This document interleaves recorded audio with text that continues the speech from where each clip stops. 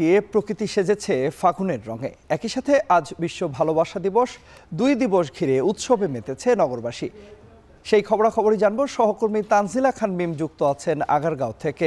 মিম, বসন্তের শুভেচ্ছা আপনাকে, এবং একই সঙ্গে জানাবেন যে বসন্ত বরণে আপনি কি আয়োজন দেখছেন আগারগাঁওয়ে, এবং যারা দর্শনার্থী রয়েছেন তারা কি বলছেন।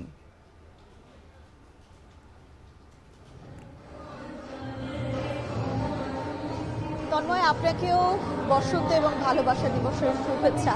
ফুল ফুটুক আর না ফুটুক, আজ বসন্ত।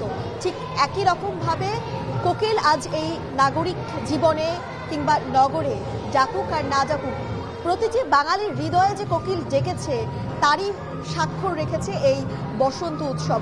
যে উৎসব আমরা বরাবরের মতোই আসলে চারুকলার বকুলতলায় দেখে থাকি, সেটি যেহেতু কিছুদিন আগে আসলে একটি নিরাপত্তার বিষয় ছিল, গত 2 দিন আগেই ত্রয়োদশ জাতীয় সংসদ নির্বাচন অনুষ্ঠিত হয়েছে, তো সেই কারণে নিরাপত্তার স্বার্থে এবার আসলে চারুকলার বকুলতলায় এই আয়োজনটি করা সম্ভব হয়নি, যার কারণে আগারগাঁওয়ের মুক্তিযোদ্ধা যে জাদুঘর রয়েছে সেখানের এই খোলা প্রাঙ্গণটিতে বসন্ত উৎসব 1432-এর আয়োজন করা হয়েছে। সকল বাঙালির মনে আসলে আজকে এক অন্য রকমের আবেগ কাজ করছে, কারণ তন্ময় আপনি জানেন এর আগে বেশ কয়েকটি উৎসব, বাঙালির উৎসবকে বাধাগ্রস্ত করা হয়েছে। সেই যে একটি দুঃসহ স্মৃতি বাঙালির হৃদয়ে রয়েছে, সেই জায়গা থেকে বাঙালি কিন্তু আগামীর যে নতুন বাংলাদেশ রয়েছে সেই বাংলাদেশের স্বপ্ন কিন্তু তারা দেখছে। এমন একটি বাংলাদেশ হবে যেখানে তারা নির্বিঘ্নে উৎসব পার্বণে অংশগ্রহণ করতে পারবেন, এবং যেখানে বাঙালির একমাত্র পরিচয় জাতি, ধর্ম, বর্ণ নির্বিশেষে সকল বিভেদ ভুলে যেয়ে কোনো বিশৃঙ্খলা না হয়ে সকল কিছুর ঊর্ধ্বে গিয়ে একটি সত্তার পরিচয় সবচেয়ে বড় হয়ে উঠবে, সেটি হচ্ছে সকলেই বাংলাদেশি, সকলেই বাঙালি জাতি। তো সেই জায়গা থেকে এই উৎসব কিন্তু একটি নতুন বার্তা বয়ে নিয়ে আসছে আজকের এই বাংলাদেশে, এবং একই সঙ্গে আয়োজকরা কিন্তু তাদের আয়োজনের মধ্য দিয়েই আসলে সেই রকমই বার্তা দেওয়ার চেষ্টা করেছে। এবং আপনি হয়তো দেখেছেন এখানে যেই আজকে যে অনুষ্ঠানটি হচ্ছে, সেই যে স্টেজ রাখা হয়েছে, সেই স্টেজের পেছনেই কিন্তু বাংলাদেশের একটি মানচিত্র সহ পতাকা, অর্থাৎ তারা এই পতাকা এবং মানচিত্র সম্বলিত এই পতাকার মধ্য দিয়ে তারা জানান দেওয়ার চেষ্টা করছে যে বাংলাদেশে একটি নতুন সূর্য উদিত হচ্ছে।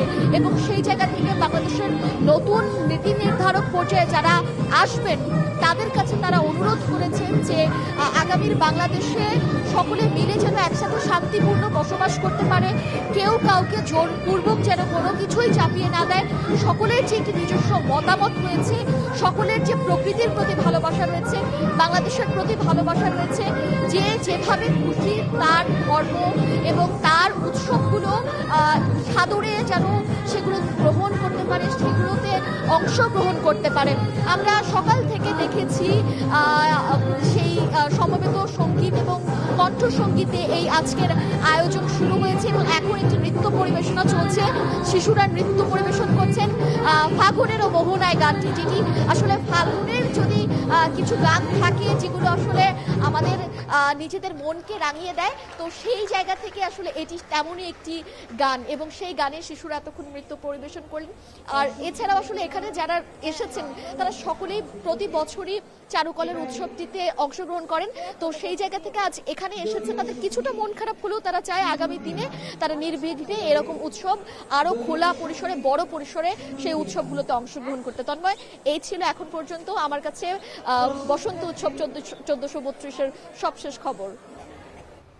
সহকর্মী তানজিলা খান মিমের মাধ্যমে জানছিলাম রাজধানী ঢাকার বসন্ত বরণের খবরাখবর। এবার একটু